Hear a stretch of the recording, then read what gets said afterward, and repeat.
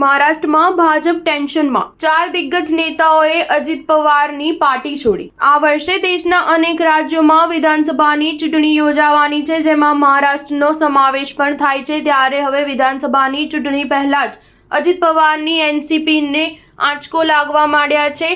આ 4 દિગ્ગજ નેતાઓએ એનસીપી છોડી દેતા મહારાષ્ટ્રમાં ભાજપ ટેન્શનમાં આવી ગઈ છે। એનસીપી નેતા અજિત પવારની મુશ્કેલીઓ વધી રહી છે। લોકસભા ચૂંટણીમાં તેમની પાર્ટીને રાયગઢમાં માત્ર 1 બેઠક પર જ જીત મેળવી શકી છે।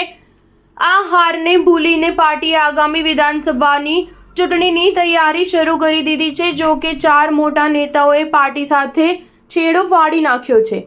પિંપરી ચિંચવડના 4 ટોચના નેતાઓએ અજિત પવારની પાર્ટીને છોડી દીધી છે। આ 4 નેતા હવે શરદ પવારની પાર્ટીમાં સામેલ થઈ શકે તેવી અટકળો લગાવાઈ રહી છે। પિંપરી ચિંચવડ યુનિટના અધ્યક્ષ અજીત ગવ્હાણેએ પોતાનું રાજીનામું અજિત પવારને મોકલી દીધું છે। આ ઉપરાંત વિદ્યાર્થી પાંખના વડા યશ સાને, પૂર્વ કાઉન્સિલર રાહુલ ભોસલે અને પંકજ ભાલેકર પણ પક્ષ બદલવાની તૈયારી કરી રહ્યા છે। આ રાજીનામા એવા સમયે આવ્યા છે જ્યારે એવા અહેવાલો છે કે અજિત પવાર કેમ્પના ઘણા ધારાસભ્યો અને નેતાઓ હવે શરદ પવારની પાર્ટીમાં સામેલ થઈ શકે છે। થોડા દિવસો પહેલા જ દિગ્ગજ ઓબીસી નેતા છગન ભુજબળે શરદ પવાર સાથે લાંબી મુલાકાત કરી હતી। આ બેઠકમાં અનામત સહિત અનેક બાબતો પર ચર્ચા થઈ હતી, પરંતુ અટકળો ચાલી રહી છે કે ભુજબળ અજિત પવારને છોડી શકે છે। આવી સ્થિતિમાં એનડીએમાં અજિત પવારની સ્થિતિ પણ નબળી પડશે અને તેઓ વિધાનસભા ચૂંટણીમાં વધુ બેઠકોની માંગ કરી શકશે નહીં। આ ઉપરાંત વિદ્યાર્થી પાંખના વડા